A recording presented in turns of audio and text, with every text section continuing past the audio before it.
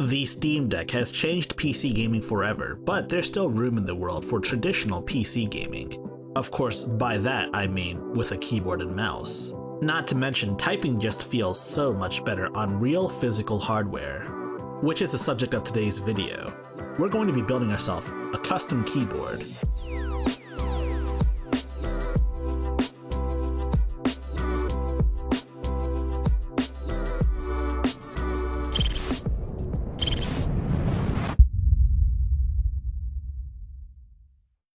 So this here is a custom keyboard set, alongside one of their mice, courtesy of Glorious.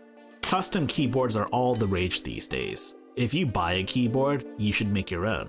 And while you could buy yourself a pre-assembled keyboard, I think it's more fun to build your own keyboard, especially with parts like these. The keyboard in particular is fully modular. This right here is the Model I. It's a lightweight gaming mouse, shaped more similarly to other mice such as, well, the G502. And while lightweight ambidextrous mice are all the rage these days, I really prefer these sort of mice instead. It's more contoured to my hand. It just feels right. And honestly, no person can tell you what mouse is right for you. Ultimately, you'll have to try out mice to see which style fits your needs. And the unboxing experience is pretty easy. It's pretty neat. It's pretty bare bones for a mouse, but honestly, that's no big deal. The mouse cable itself is already ultra light, and so it's not going to drag or anything. You will need to pull off those tabs at the bottom to make sure you're using your mouse correctly. There really isn't a whole lot to say about the mouse currently, because right now we're going to be focusing on building, or rather assembling, our very own keyboard.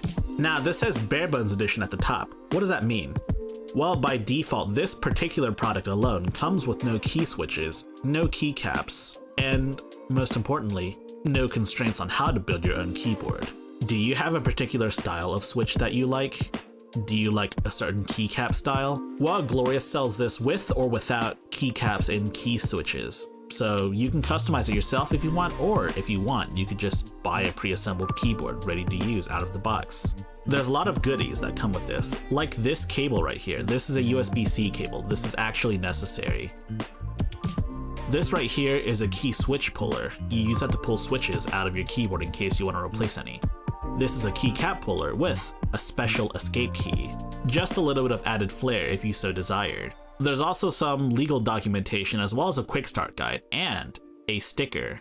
And of course a food desiccant packet. Well, we won't be needing that anytime soon. It's a very sturdy keyboard. And yeah, it's weighty, it feels nice, it's all aluminum, and most importantly, you couldn't even bend it with your two hands if you so desired. But this little product by itself can't really do a lot, not without key switches and keycaps. And that's where the other stuff comes in. What are these? Well, these are key switches. More specifically, these are Glorious's Panda Switches. And wow, look at that. A keycap set and a coiled cable set? What's this all about? Well, I'll tell you what the coiled cable is towards the end of this. But these are the most important parts right here.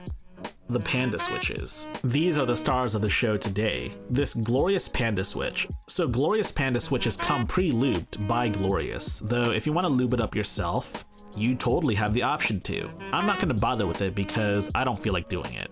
I really like these switches, and I'll talk more about that later in the video, but these are really reminiscent of Holy Pandas. There are some differences between the Holy Pandas and the Glorious Pandas, especially in regards to tactility and smoothness. But honestly, for the average user, those are basically intangibles that they can't really comprehend. So let's get to the build part, shall we? And believe me when I say you'll need a bunch of time to do this. This took me quite a bit to do. I'd say it took me about an hour to do this. I even enlisted the help of my 3-year-old nephew to help me out with this. What did he do? Well, he totally helped me out a lot, let's just say that. Thank you. After receiving a ton of help with the key switches from my little nephew, the keyboard was halfway done. And now we get to talk about this keycap set that Glorious sent me. Yes, they did send me this keycap set, and it looks really, really nice. Could I have gotten any other keycap set? Yeah, sure, but I wanted this one. I don't have any other keycap sets that aren't currently being used right now. Inside are a bunch of keycaps, most of which are keycaps for different standards of keyboards. Some keyboards have different lengths for like the shift key and enter key and all that stuff, right? Also inside are a bunch of legal documentation and stickers. Stickers inspiring you to be your best PC gamer self. Like be an Olympic god, or just be an Olympian, I guess, I don't know. These stickers are kind of cute though, I'm gonna keep them. So now for the hard parts. Figuring out which ones go where. This is gonna take a really long time to do, so I'm gonna speed this video up like the rest of the footage. I'm not that fast. Do remember that it is always important to test your switches before you put your keycaps on. Just don't forget like I did. You should also be careful putting your switches in so that they don't bend. I mean the pins at the bottom, I mean. They can be straightened out, but honestly, it's a bit of a pain. Now I get to talk about this part. This right here. What do you guys think this is, huh? This, my friends, is a special coiled cable. Coiled cables are all the rage in the custom keyboard scene, but many people wonder why you should even bother with a coiled cable. The most important reason people use coiled cables is for aesthetics. There's absolutely nothing wrong with aesthetically doing things. I mean, why do you think we buy RGB everything? Why do you think people buy pink accessories? Why do you think people go out of their way to make an entire all-white PC? It's for aesthetics, and that's one of the strongest points of PC gaming. You can make all of your stuff look really nice and make it look really personal without a whole lot of extra work. Though, ultimately, you could put in the extra work and you'd have a much nicer experience. Coiled cables also tend to be straighter because, honestly, they're not going to tangle up anytime soon. The coiled part, I mean. And believe it or not, they tend to stay straighter for longer. Also, there's an aviator connector in the middle, and it looks really badass, honestly. It's what my TE2 uses. And now we get to talk about the mouse and keyboard experience on the Steam Deck.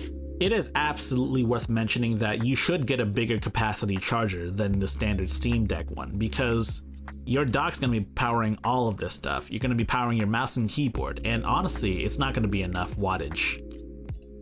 Confoundingly enough, and interestingly enough, you can obviously use your keyboard and mouse to navigate in game mode and in menus in games, but when it comes time to actually aim with your mouse, it doesn't seem to do anything. And yeah, I know I had the sticky pads on. That doesn't mean the mouse didn't work earlier. I'm not entirely sure if this is a symptom of ultra kill, but let's move to desktop mode. Now we're in desktop mode, and in desktop mode, things work as expected. You can use the mouse to aim properly, like your actual mouse. Look, see? It works just fine. The sensitivity is a bit high for me though. You'll have to change that like later on. But hey, what matters is it works, and you have a badass keyboard and mouse setup to play all of your PC games on your Steam Deck docked to a portable monitor. This could be a portable setup in and of itself. But now I need a keyboard case. As for the mouse itself, the mouse feels very nice in my hands. It fits my hand just right, and the buttons feel very nice. And once you remove the plastic film at the bottom of all of the mouse feet, the mouse just glides in your hand. Oh yeah, I can't forget, here's a typing test, by the way.